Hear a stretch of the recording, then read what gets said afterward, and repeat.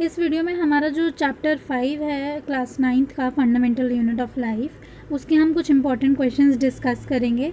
और ये extra questions हैं जो कई बार आपके एग्ज़ाम्स में पूछ लिए जाते हैं।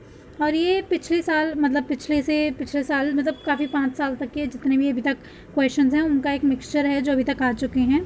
तो एक बार आप इनको गो थ्रू कर लीजिए, क्योंकि अगर आपने इनको पढ़ लिया तो फिर बहुत ज़्यादा चांसेस हैं कि आपको और कुछ एक्स्ट्रा नहीं पढ़ना पड़ेगा, क्योंकि ये क्वेश्चंस ऐसे हैं जो काफ़ी बार आ चुके हैं। तो चलिए जल्दी से इन्हें गो थ्रू कर लेते हैं। पर इससे पहले आप हमारी वीडियो को लाइक और शेयर करें और हमारे चैनल को ज़रूर सब्सक्राइब करें, बेल आइकन को प्रेस करें ताकि आपको सारी नोटिफिकेशन मिलती रहे। तो बिना किसी देरी के जल्दी से शुरू करते हैं। पहला क्वेश्चन है कि what is the structural and the functional unit of living organisms. ये तो चैप्टर के नाम में ही है कि cell is the structure and the functional unit of life. ये 1 नंबर के क्वेश्चन है, ज़्यादा एक्सपेंसिव आपसे पूछा नहीं जाता है इसमें, ठीक है। अब क्या है, हमने सिंपल ये 1 मार्क्स में लिख दिया कि सेल जो होता है उसे हम स्ट्रक्चरल और फंक्शनल यूनिट कहते हैं। अब what do you mean by cell organelles. Cell organelles क्या होते हैं? सेल ऑर्गेनल्स वो कंपोनेंट्स होते हैं जो हमारे सेल में प्रेजेंट होते हैं, और ये यूनिसेल्युलर जो हमारे ऑर्गेनिजम्स होते हैं उसमें सेल ऑर्गेनल्स ही होते हैं जो डिवीजन ऑफ लेबर का काम करते हैं। अब इसके एग्जांपल्स क्या हैं? Plasma membrane, nucleus, cytoplasm, all are cell organelles. These organelles are involved in carrying out essential functions that are necessary for the survival of a cell। तो ये ऑर्गन्स जो होते हैं ये हमारे जितने भी फंक्शंस होते हैं सेल में उनके लिए रिस्पॉन्सिबल होते हैं। Write the components that make up the following cell organelles. अब इन सेल ऑर्गेनल्स किस कंपोनेंट से बने हैं वो हमें बताना है। तो पहला है प्लाज्मा मेम्ब्रेन। तो प्लाज्मा मेम्ब्रेन हमारी लिपिड्स और प्रोटीन्स की बनी होती है। सेल वॉल की अगर हम बात करें तो सेल वॉल हमारी सेल्यूलोज से बनी होती है। ये सारे 1 नंबर के क्वेश्चन से बहुत बारी एग्जाम्स में पूछे जाते हैं। Which cell organelle is a source of digestive enzymes. ये आपका एक और इम्पॉर्टेंट क्वेश्चन इससे बनता है कि सुसाइडल बैग्स भी किसे बोलते हैं, तो वो भी लाइसोसोम्स होते हैं। लाइसोसोम्स जो होते हैं वो membrane bound sac filled structures होते हैं जिनके अंदर डाइजेस्टिव एंजाइम्स हमारे प्रेजेंट होते हैं। जब हमारे सेल में कोई भी डिस्ट्रक्शन या कोई भी प्रॉब्लम आती है तो उस टाइम क्या होता है कि हमारी ये जो लाइसोसोम्स होते हैं ये टेयर अप हो जाते हैं और इनके जो डाइजेस्टिव एंजाइम्स होते हैं वो सेल को ही डाइजेस्ट कर लेते हैं, इसलिए इसे सुसाइडल बैग्स भी बोलते हैं। What is endocytosis. अब the flexibility of the cell membrane enables the cell to engulf in food and other material from its external environment. इसे हम बोलते हैं एंडोसाइटोसिस। इसका एग्जाम्पल हमारे पास क्या है? अमीबा। अमीबा इसका एग्जाम्पल है। अमीबा क्या करता है? अमीबा के पास सूडोपोडिया होते हैं जिसके थ्रू अपना फूड एनगल्फ करता है, ठीक है। अब which cell organelle facilitates inheritance of characters from parents to the next generation. ऐसा कौन सा ऑर्गेनल है जो हमारा इनहेरिटेंस में हेल्प करता है? जो हमारे जो भी जीन्स हैं पेरेंट्स के वो नेक्स्ट जनरेशन में जो पास हो रहे हैं वो किस सेल ऑर्गेनल का काम है? क्रोमोसोम्स जो हैं हमारी बॉडी में, क्रोमोसोम्स क्या करते हैं? ये कैरेक्टर इनहेरिटेंस का काम करते हैं। क्रोमोसोम्स जो होते हैं इनके अंदर डीएनए होता है और डीएनए के ऊपर हमारे जीन्स होते हैं जिससे हमारे में कैरेक्टर्स जो हमारे कैरेक्टर्स होते हैं जो पेरेंट्स से जनरेशन में आगे जा रहे हैं वो सारे हमारे जीन्स में प्रेजेंट होते हैं। What are chromosomes made up of. Important question. Chromosomes जो होते हैं वो हमारे डीएनए से बने होते हैं और डीएनए हमारा क्या कंस्टिट्यूट करता है? हमारे jeans. What do you mean by cell division? Write its different types। तो सेल डिवीजन क्या होता है? जब हमारा 2 सेल्स है ना, जैसे मान लीजिए हमारा ये एक सेल है, ठीक है। अब ये क्या कर रहा है? ये सेल जो है ये फर्दर डिवाइड होना चाह रहा है, ठीक है। तो एक बार इसकी पहले न्यूक्लियस जनरेट कर लेते हैं। ये इसका न्यूक्लियस हो गया। अब हम क्या करेंगे कि हमारा ये जो सेल है ना ये डिवाइड होना चाह रहा है, तो अब क्या होगा कि ये और साथ साथ में इसका न्यूक्लियस ये दोनों ऐसे सेपरेट हो जाएंगे और इसकी जो अंदर के हमारे वो है ना साइटोप्लाज्म है और जो भी ऑर्गेनल्स वगैरह हैं वो सब भी साथ साथ डिवाइड हो जाएंगे। अब क्या होगा कि इसके बाद हमारे पास यहाँ पे 2 डॉटर सेल्स जेनरेट होंगी जिनका अपना अपना एक न्यूक्लियस होगा और उनका जो भी जेनेटिक मटेरियल होगा वो भी इसी के अंदर प्रेजेंट होगा।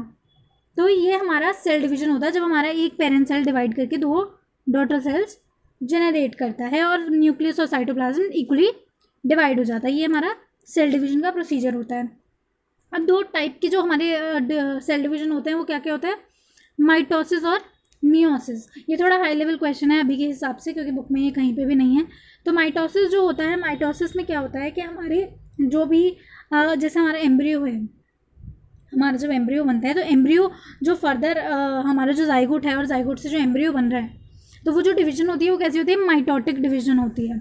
एक सेल से हमारे दो डिफरेंट सेल्स जनरेट होते हैं। मियोसिस की बात करें तो हमारा जो गेमीट फॉर्मेशन होता है वो वो किस कौन से सेल डिवीजन से होता है, हमारा मियोसिस से। यहाँ पे हमारे एक सेल से 4 डॉटर सेल्स जनरेट होते हैं। ठीक है। What are the main functions of cell membrane? Cell membrane का function, important question. Cell membrane जो होती है वो हमारी रेगुलेट करती है मूवमेंट, कोई भी मटेरियल, जो भी हमारा कोई मटेरियल या जिसको अंदर या बाहर जाना है सेल के, तो उसकी मूवमेंट जो होती है वो रेगुलेट करता है सेल मेम्ब्रेन। ठीक है। अब आउटर और इनर एनवायरनमेंट के बीच में जो भी रिलेशंस होते हैं वो सारे सेल मेम्ब्रेन का काम होता है। What is plasmolysis? अब प्लाज्मोलिसिस क्या होता है, ये हमारा जो भी सेल है वो अगर पानी लूज़ कर दे, plant cell, specially plant cell, अगर वो पानी लूज़ कर दे ऑस्मोसिस के थ्रू और एक श्रिंकेज हो जाए, कॉन्ट्रैक्शन हो जाए उसमें, तो हमारा सेल का जो कंटेंट होता है वो वॉल से सेपरेट होकर सेंटर में कंसंट्रेट हो जाता है। इस फिनोमेना को हम बोलते हैं प्लाज्मोलिसिस। हमारे पास यहाँ पे 3 मार्क्स के इंपॉर्टेंट क्वेश्चंस हैं, एक बार इन्हें देख लेते हैं। ये बहुत बारी क्वेश्चंस पूछे जाते हैं सीबीएसई, जैसे आपका करिकुलम है सीबीएसई का, तो उनके पेपर्स में बहुत बारी पूछे गए हैं। तो जब फटाफट इनको एक बार डिस्कस कर लेते हैं। अब हमारे जो पहला क्वेश्चन है वो ये है कि substances like CO2 and water move in and out of the cell. How do the substances like CO2 and water move in and out of the cell, discuss करना है। 3 नंबर का क्वेश्चन है तो ऑब्वियसली आपको थोड़ा extensive लिखना पड़ेगा। Answer वही है, डिफ्यूजन और ऑस्मोसिस। गैसेस का एक्सचेंज हमारा जो होता है CO2 और O2 का, वो हमारे किस बेसिस पे होता है, डिफ्यूजन प्रोसेस पे। डिफ्यूजन क्या होता है, मूवमेंट किसी भी सब्सटेंस की from a region of high concentration to a region of lower concentration.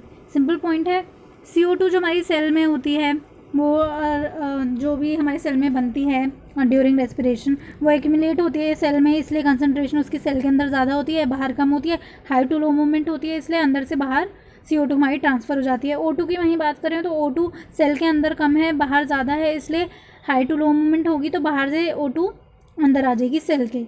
ये हमने सिर्फ इसमें हमने अभी गैसेस का डिस्कस किया है। पर जहाँ तक कि क्वेश्चन की बात करें तो क्वेश्चन में वाटर के बारे में भी पूछा गया है, तो वाटर में भी आप सिंपल यही बताएंगे कि वाटर के लिए इस प्रोसेस को हम ऑस्मोसिस बोलते हैं, और उसमें भी मूवमेंट ऐसी ही होती है कि हाई कंसनट्रेशन जहाँ पे वाटर की होगी वहाँ से लो कंसनट्रेशन की तरफ मूवमेंट होगी। ठीक है, तो high to low concentration movement होती है। अब नेक्स्ट क्वेश्चन है, ये तो आपकी बुक का ही टेबल है, हमने फिल भी करवाया था उस वीडियो में। जब आप चैप्टर की वीडियो देखेंगे ना तो उसमें ये फील्ड है पूरा। तो उसमें है कि न्यूक्लियर रीजन जो होता है प्रोकैरियोटिक सेल का, क्या वो वेल डिफाइंड होता है? वो वेल डिफाइंड नहीं होता। तो इससे ऑपोजिट पॉइंट है, क्योंकि डिफरेंस है तो ऑब्वियसली आपको पता चल जाएगा कि इससे ऑपोजिट हमें लिखना है। तो वेल डिफाइंड जो न्यूक्लियर रीजन होता है वो हमारा यूकैरियोटिक सेल में होता है, प्रोकैरियोटिक में वेल डिफाइंड न्यूक्लियर रीजन नहीं होता, और इसको हम और क्या बोलते हैं, न्यूक्लियोइड। ठीक है। अब नेक्स्ट हमारे जो क्रोमोसोम है इसमें सिंगल होता है, एक ही क्रोमोसोम होता है, इसमें एक से ज़्यादा क्रोमोसोम्स होते हैं। Membrane bound cell organelles absent होते हैं प्रोकैरियोटिक में, इसमें प्रेजेंट होते हैं हमारे। ठीक है, तो अब नेक्स्ट पे चलते हैं। Yes, this is the last one. अभी नेक्स्ट क्वेश्चन में हमारे पास यहाँ पे आंसर है इसका, वही जो हमने पीछे डिस्कस किया अभी। ठीक है। अब ये जो कंपैरिजन है प्लांट सेल और एनिमल सेल का, ये भी काफ़ी बारी पूछ लिया जाता है, जो आपकी बुक में डिस्कस नहीं है। तो सेल वॉल जो प्लांट सेल में होती है ये प्रेजेंट होती है। बहुत इंपॉर्टेंट क्वेश्चन बनता है इससे कि हमारी जो सेल वॉल होती है वो किस में प्रेजेंट होती है, सिर्फ और सिर्फ प्लांट सेल में। एनिमल सेल में सेल वॉल प्रेजेंट नहीं होती। प्लास्टिड भी सिर्फ प्लांट सेल में मिलेंगे, क्यों? क्योंकि प्लास्टिड के अंदर हमारी क्लोरोफिल होती है, और क्लोरोफिल फोटोसिंथेसिस के लिए इंपॉर्टेंट पिगमेंट होती है। पर फोटोसिंथेसिस क्योंकि एनिमल्स करते ही नहीं, तो एनिमल सेल में प्लास्टिड्स एब्सेंट होंगी। ठीक है, एब्सेंट होंगी एनिमल सेल में प्लास्टिड्स। अब क्या होता है कि they have dictyosome instead of Golgi bodies. ठीक है। अब क्या होता है कि यहाँ पे गोल्जी अपैरेटस इनमें होता है, इनके पास एक डिक्टो होता है।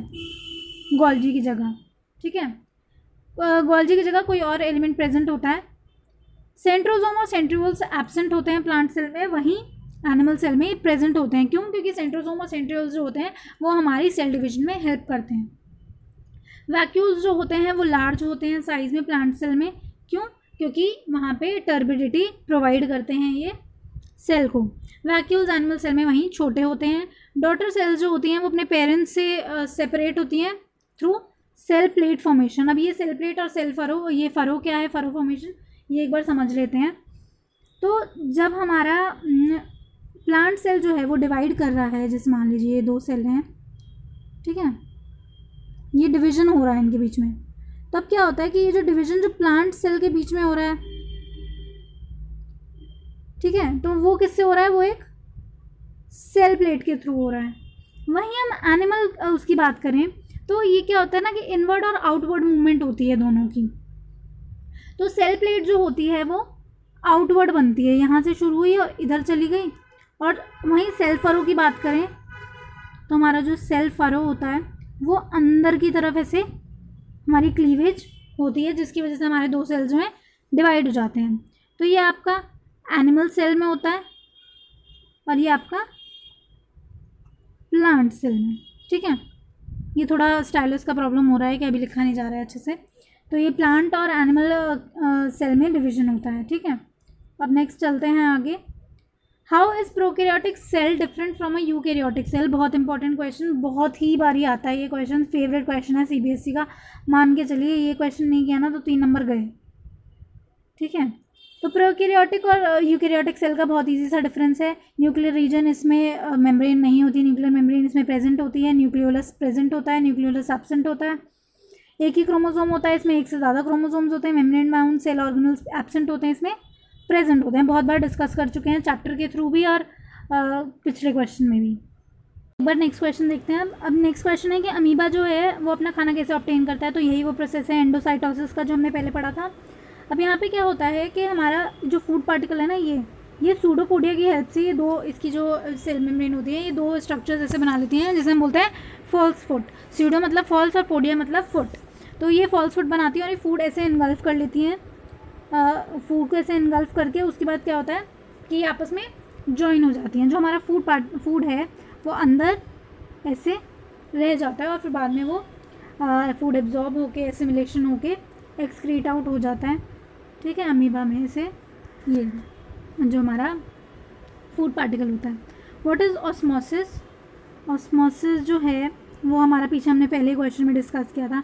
मूवमेंट होती है वाटर की from a region of high water concentration through a semi permeable membrane to a region of low concentration of water. High to low concentration movement होती है सेमी परमेबल मेम्ब्रेन के थ्रू, और ये liquid medium में हो सकता है, ये सॉलिड और गैसेस में नहीं होता। इसका एग्जांपल होता है हमारा absorption of water from soil by plant root. जो हमारी प्लांट रूट्स पानी एब्जॉर्ब करती हैं वो इसका एग्जांपल है। इस क्वेश्चन पे पढ़ते हैं। नेक्स्ट क्वेश्चन है कि हमने पील्ड पोटैटो लिए हैं और उनके अंदर एक स्कूप हमने निकाल दिया ताकि हमारे पास पोटैटो कप्स बन जाएं। तो एक बार मैं आपको दिखा देती हूँ कि कैसे हम पोटैटो कप्स किस तरीके से बना रहे हैं, ये हम ऑब्जर्व कर लेते हैं। देखिए जैसे ही हमारा पोटैटो है ना, ठीक है, सॉरी, जैसे ये पोटैटो है, तो हमने क्या किया कि इसके अंदर ऐसे कैविटी टाइप हमने ये जगह खाली छोड़ दी है, ठीक है, ये कैविटी हमने खाली छोड़ी है। तब हम क्या करेंगे कि ऐसे हमने 4 प्रिपेयर करे हैं और इन चारों में से जो एक होना चाहिए वो बॉइल्ड पोटैटो का होना चाहिए। तो ए जो है वो हमारा लिविंग पोटैटो है, मतलब वो हमारा नॉर्मल पोटैटो है, बी भी नॉर्मल है अनबॉइल्ड है, सी भी अनबॉइल्ड है, डी जो है वो हमने बॉइल्ड ले लिया, ठीक है। अब हमने क्या किया कि जो पोटैटो थे इनको हमने एक उसमें एक ट्रो में रख दिया जिसके अंदर हमारे पास पानी होगा। तो हमने इसे ऐसे एक उसमें वेसल टाइप में रख दिया जिसके अंदर हमारे पास क्या है, पानी है, ठीक है। तब हमने क्या किया, जो पहला ए वाला है जो कप है इसे हमने खाली रखा। अब हमने क्या किया कि जो हमारा बी कप होगा इसमें हमने पानी इसमें हमने क्या किया कि हमारी जो शुगर थी ना वो हमने इस कैविटी में डाल दी शुगर, ठीक है। और सेम हमने सी के साथ किया, सी में हमने सॉल्ट डाल दिया इस कैविटी में, और डी में जो था उसमें भी हमने शुगर डाल दिया। अब इसके बाद हमने इसे ऑब्जर्व किया 2 घंटे तक, और हमने फिर कुछ क्वेश्चंस जो हैं उनके आंसर करने हैं। Explain why water gathers in the hollowed portion of B और सी। तो बी और सी में ये जो हमारा ये पोर्शन था, जो खाली पोर्शन था, इसमें पानी क्यों आ गया, ये अब हम डिस्कस करेंगे। देखिए अब यहाँ पे क्या हुआ कि यहाँ पे जो हमने वेट अ सेकेंड, जो हमने यहाँ पे जब हमने वो डाली थी अपने शुगर वगैरह, तो हुआ क्या कि यहाँ पे जो सोल्यूशन था वो अब हो गया कंसनट्रेटेड सोल्यूशन हो गया, क्योंकि हमने शुगर डाल दी, पानी कम हो गया, और यहाँ पे पानी ज़्यादा है, तो पानी की मूवमेंट कैसी होगी, हाई टू लो, तो ज़्यादा से पानी अंदर चला जाएगा, मतलब हाई टू लो मूवमेंट हो जाएगी, क्योंकि यहाँ पानी ज़्यादा है और यहाँ पे जो कैविटी है उसमें कम पानी है, तो मूवमेंट हमारी कैसी होगी, यहाँ बाहर से अंदर की तरफ हमारी मूवमेंट होगी। ठीक है, तो बी और सी दोनों के लिए यही है इसका आंसर। ठीक है, और प्रोसेस कौन सा है, ये ऑस्मोसिस, क्योंकि वाटर मूवमेंट है ना। तो ये क्वेश्चन तो हो गया। Why is potato A necessary for this experiment. Potato A हमने इसलिए रखा है ताकि हम ऑब्जर्व कर पाएँ ऑस्मोसिस, क्योंकि उसमें कोई चेंज ही नहीं आएगा, पर बी और सी में चेंज आएगा। तो हमें पता चल रहा है कि जिसको हमने खाली छोड़ा, जिसको हमने एज अ कंट्रोल रखा, जो हमने आज ऑब्जर्वेशन के लिए रखा, उसमें कोई चेंज नहीं आया, पर जिनमें बाकी 2 में हमने कुछ चेंजेस किए हैं, बी और सी में, जैसे हमने सॉल्ट और शुगर डाल दिया, तो उसमें हमारे पास ऑब्वियसली हमें ऑस्मोसिस देखने को मिला। Explain why water does not gather in the hollowed out portions of A और डी। ए और डी में क्यों कोई भी वाटर गैदर नहीं हुआ, तो उसका आंसर ये है कि ए तो है जो हमारा एम्प्टी था, ए तो ए में तो ऑब्वियसली वाटर मूवमेंट तो पॉसिबल ही नहीं है। डी की बात करें तो डी हमने बॉइल्ड लिया था, तो बॉइलिंग की वजह से क्या हुआ कि हमारे जो भी सेल्स थे डी जो पोटैटो के, वो डेड सेल्स हो गए, और आपको ये भी पता है कि डेड सेल्स में ऑस्मोसिस नहीं होती, तो ये एक बहुत इंपॉर्टेंट रीज़न है डी जो डी कैविटी है उसमें क्यों वाटर फिल नहीं हुआ। तो ये कुछ हमारे इंपॉर्टेंट क्वेश्चंस थे क्लास 9 के चैप्टर 5 के फंडामेंटल यूनिट ऑफ लाइफ के। तो ये क्वेश्चंस आप अच्छे से प्रैक्टिस करेंगे तो आई होप कि आपका पेपर जो है वो अच्छा जाएगा। और इस चैप्टर को अच्छे से आप पूरी वीडियोस देखिए, स्टार्टिंग की भी, और फिर उसके बाद इन क्वेश्चंस की तरफ बढ़िए, तो बहुत अच्छे से आपके जो मार्क्स हैं वो इम्प्रूव करेंगे। अगर आप अभी पहले से ही अच्छा करते हैं तो ऑब्वियसली आप और इम्प्रूव करेंगे। तो आपके एग्ज़ाम्स अभी आने वाले हैं, फाइनल भी, तो उनके लिए ऑल द बेस्ट। और इन वीडियोस को आप लाइक और शेयर करें, हमारे चैनल को ज़रूर सब्सक्राइब करें। बाकी जो वीडियोस हैं उनके भी हम क्वेश्चंस जल्दी जल्दी अपलोड करने की कोशिश कर रहे हैं, तो आपको नेक्स्ट वीडियो जो भी नेक्स्ट चैप्टर है उसके भी क्वेश्चंस जल्दी से मिल जाएंगे।